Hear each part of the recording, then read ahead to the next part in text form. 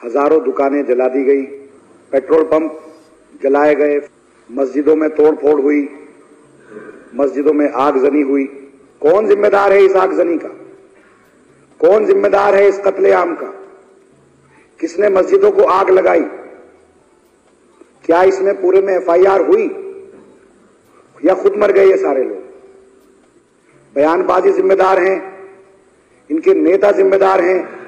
ये सारा का सारा षड्यंत्र, सारा का सारा आगजनी दिल्ली में कत्लेआम भाजपाई गुंडों ने कराया।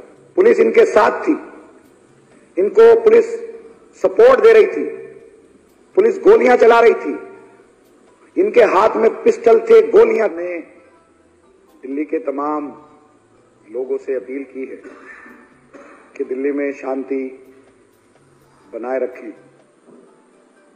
पिछले 3 दिन में दिल्ली में 20 से ज्यादा लोगों का कत्ल हुआ, हजारों दुकानें जला दी गई, पेट्रोल पंप जलाए गए, फैक्ट्री जलाई गई, मस्जिदों में तोड़फोड़ हुई, मस्जिदों में आगजनी हुई। और अभी तक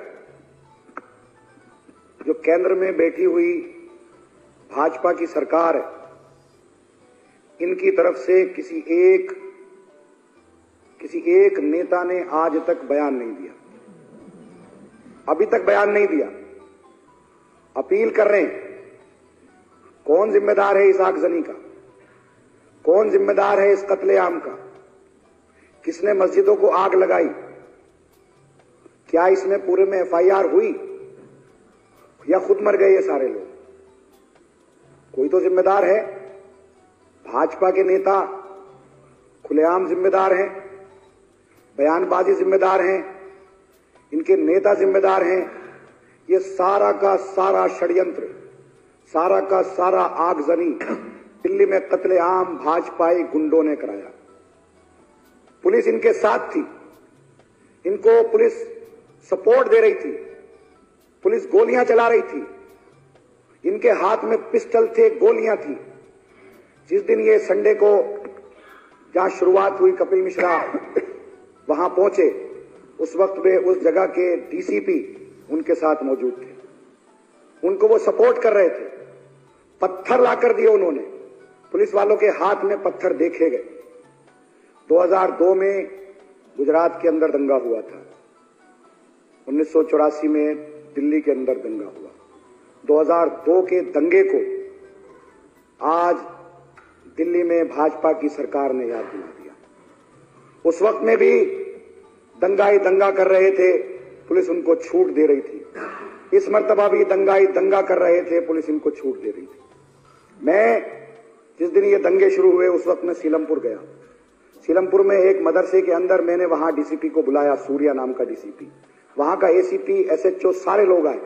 मैं उनसे कह रहा था कि देखो वहां आगजनी हो रही है, भजनपुरा में पथराव हो रहा है। वो वहां कह रहा था प्रोटेस्ट हटवा दो। मैंने कहा वहां आगजनी हो रही है, उसको तो रुकवाओ।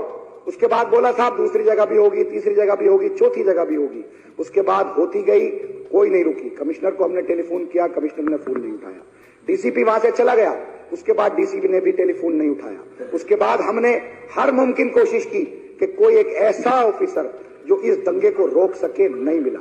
उसके बाद हम लोगों ने तय किया कि हम एलजी साहब का घेराव करेंगे, एलजी साहब के दफ्तर जाएंगे।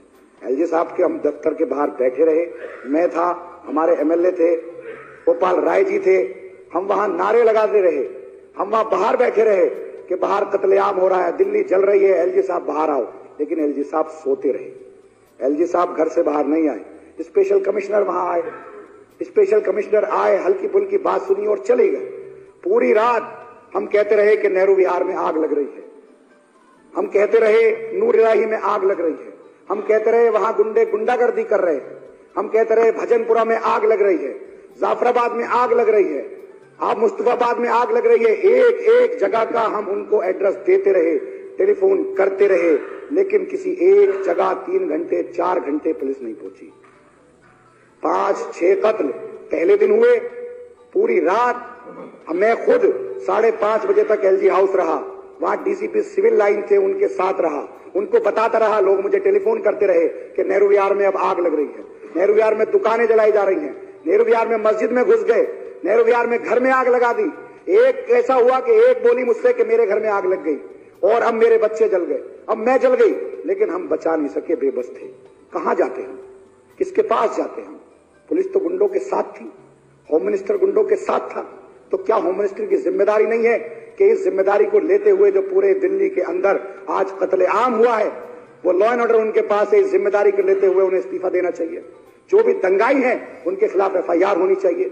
आपसे पहले भी 2002 के दंगे हुए, गुजरात के अंदर यही सब हुआ था, मशीनरी और सिस्टम ने किया था, यहां भी यही हुआ। हजारों दुकानें जला दी गई। इन्हीं के एक मुख्यमंत्री उत्तर प्रदेश के अंदर हैं, आदित्य योगीनाथ, वो कहते हैं कि दंगाइयों से आप उनकी संपत्ति जब्त करके वसूल करो। यहां पर हजारों दुकानें जली, हजारों दुकानें, अरबों खरबों रुपए का नुकसान हुआ, इनकी भरपाई कौन करेगा? इनका क्या कसूर है? क्या ये बीजेपी को वोट नहीं देते, इनका ये कसूर है? क्या ये मुल्क हमारा नहीं है?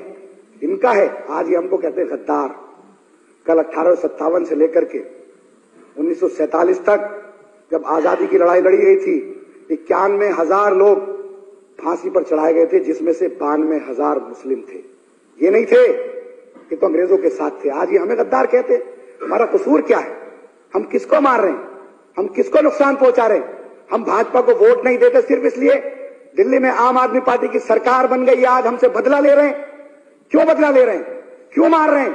पुलिस इनको क्यों सपोर्ट कर रही है? होम मिनिस्टर इनको क्यों सपोर्ट कर रहे हैं? LG इनको क्यों सपोर्ट कर रहे हैं? हम कहां जाएं, किसके पास जाएं? हमारे घर जल रहे हैं, मस्जिदें जल रही, दुकानें जल रही, गरीब मारे जा रहे हैं, कमजोर मारे जा रहे हैं। हम बेबस हैं, बेसहारा हैं। सारे विधायक, सारी सरकार हम बेबस थी, हम कुछ कर नहीं सकते थे। किसके पास जाते? कमिश्नर फोन नहीं उठाते, LG सो रहे हैं, होम मिनिस्टर बात नहीं करते।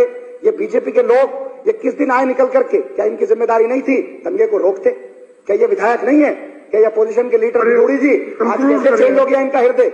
आज कैसे बर्दाश्त कर लिया इन्होंने? कत्लेआम हो रहा दिल्ली पर, कत्लेआम हो रहा है, भाजपा के लोग खुलेआम कत्लेआम करा रहे। 84 के दंगे हुए थे, सज्जन कुमार आज भी जेल में है। इसके जिम्मेदार ये भाजपा के लोग हैं। इन पर FIR दर्ज होनी चाहिए और इनको जेल जाना चाहिए। अभी तक कोई FIR दर्ज नहीं हुई, जबकि पुलिस की जिम्मेदारी बनती थी कि 302 का मुकदमा दर्ज करती, जो भी आरोपी थे उनको बाद में पकड़ते, शनाख्त करते। कम से कम आप एक FIR तो दर्ज करते। इतना बड़ा हादसा हो गया, हजारों दुकानें जल गई, हजारों घर जल गए, अभी भी लोग अनसेफ हैं। पुलिस क्या करती थी कि कहते कि हमने कर्फ्यू लगा दिया, कर्फ्यू के बाद थोड़ी देर बाद पता लगता था वहां से पुलिस गायब हो गई, दंगा आए, फिर आग लगा दी। रात में 3:30 बजे हम लोगों ने शिव विहार की गली नंबर 8 से लेकर 22 नंबर गली तक 800 लोगों को निकलवाया।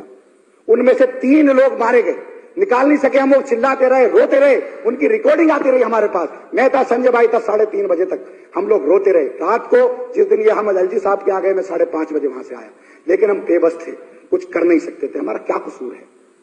क्या हमने सरकार बना ली? क्या हम इनके वोटर नहीं है? क्या ये इस मुल्क को चलाना चाहते हैं, तबाह करना चाहते हैं? ये चाहते हैं कोई महंगाई की बात ना करे, ये चाहते कोई अर्थव्यवस्था की बात ना करे, ये चाहते कोई बेरोजगार की बात ना करे, सिर्फ दंगे करके राजनीति करना चाहती है। ये अच्छी बात नहीं है। मैं कहना चाहूंगा कि होम मिनिस्टर को अपनी जिम्मेदारी निभाते हुए इस पद से इस्तीफा देना चाहिए। वो इसके लायक नहीं है कि 1 मिनट भी वो दिल्ली जो हिंदुस्तान के होम मिनिस्टर रहे, उनकी जिम्मेदारी है। और LG को भी, LG भी जिम्मेदार है कि LG कमिश्नर को हटाए और फिर खुद इस्तीफा दे। कह देने से नहीं हो जाता कि आप जो है माहौल बनाइए, सुकून बनाइए, कोशिश करिए, निकलिए तो सही। बीजेपी के एक आदमी ने अभी तक बयान नहीं दिया कि गलत हुआ, और जिन लोगों ने गलत किया उसके खिलाफ कार्रवाई होनी चाहिए। शुक्रिया। इन्हीं बातों के साथ मैं अपनी बात को खत्म करता हूं और मैं चाहूंगा कि दिल्ली पुलिस कमिश्नर को हाउस के अंदर बुलाया जाए और उससे पूछा जाए कि भाई आप किसी का टेलीफोन क्यों नहीं उठा रहे थे? किसके इशारे पर आपने काम किया? क्यों दंगाइयों को आपने छूट दी? क्यों कत्ल करने वालों को आपने छूट दी? शुक्रिया। इन्हीं बातों के साथ अपनी बात खत्म।